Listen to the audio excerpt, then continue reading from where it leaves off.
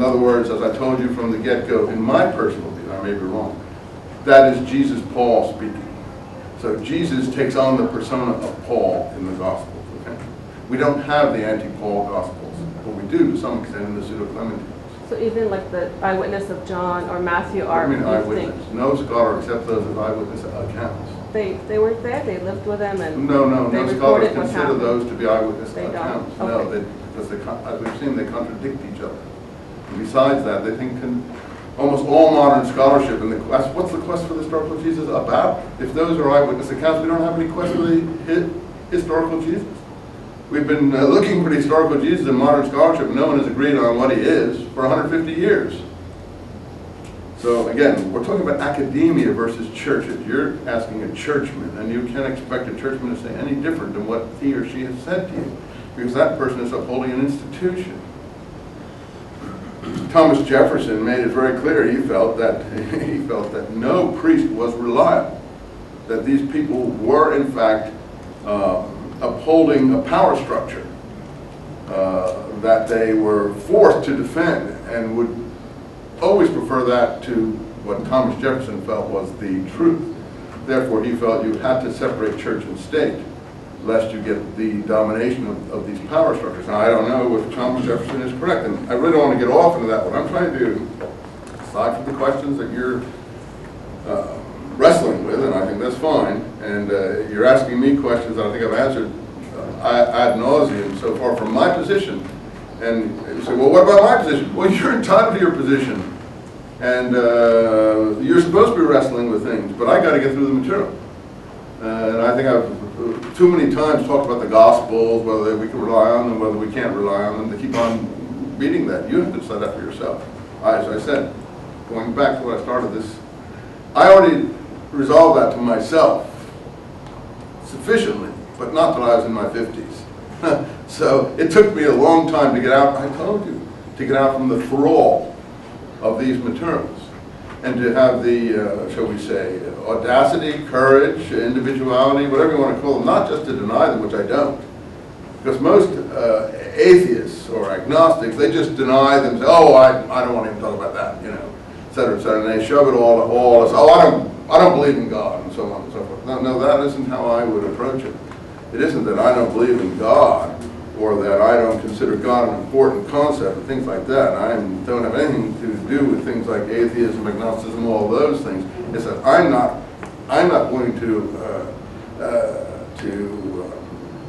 agree that the gospel, I'm not willing to consent that the materials we have are reliable.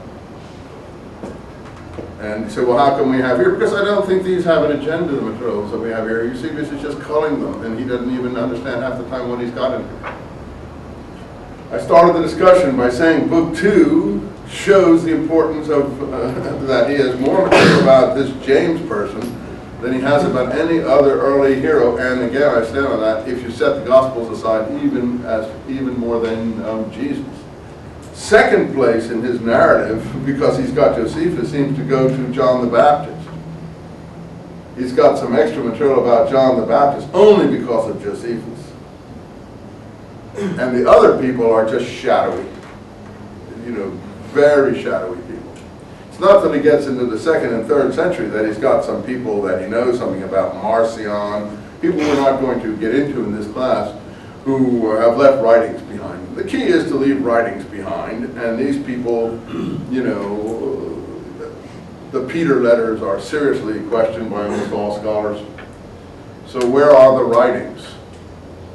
There is a James letter, which is also questioned, although people don't question that it's in the James school of thinking. They only question whether James was the author. I think that the James letter is fairly reliable. Fairly reliable. And I'm not enough of a Greek scholar to determine if it's absolutely reliable. The Judas letter, Judas the brother of James, is to my mind in there because of the family and the relationship of Judas and James. Now, if you didn't know the relationships, you wouldn't know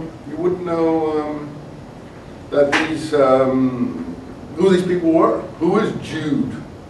Why do some people call him Jude the Obscure or something like that? Because they have no idea who he is. But we do know who he is, because we've done a little study. And we've looked at the text. But from the Gospels, you wouldn't have any idea. Who is Jude? Who is he? Who's Jude, the brother of James? I have no idea who it is. But we know who he is. And that's why he's in there. So the letter of Jude has got some passages in it that are quite interesting, that look somewhat reflective of material we find in the Dead Sea Scrolls. So if you haven't read the scrolls, then you wouldn't be able to make that judgment, and we didn't have the scrolls before 1948. But once you do have the scrolls, you see some material that does link up in the letter of Jude. So I think, and also in the letter of James. So a lot of things are clarified by the Dead Sea Scrolls. And I think that's helpful. Well, anyway, let's go back here. Let's see, where were we? Let's see. Weren't we at, Book 5 with Philo. let's see, I'm trying to find Philo, yeah, the Empress to Gas. I thought we were, yeah, Emperor, the mission to Gas. So we are missing book 2 of Philo, which we really would have, this mission to Gas.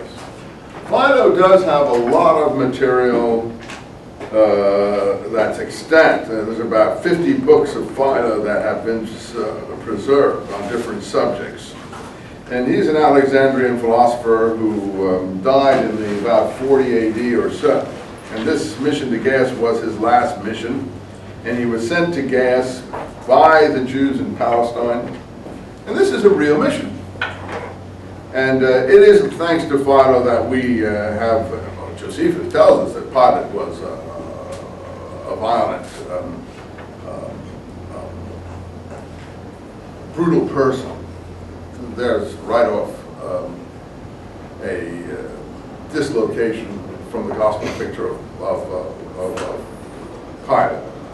How can you have Pilate, a brutal, violent person in one text, and a thoughtful, caring person who hesitates to do something because he thinks someone is a beautiful person and someone on the other side of it? The two presentations don't gel. That's why I worry about the second presentation to some extent. I'm sure Pilate was a violent, brutal person.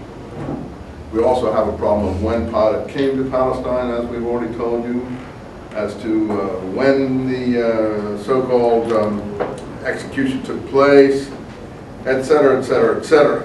But Philo actually says that Pontius Pilate, and he has no reason to say this, was the most brutal governor up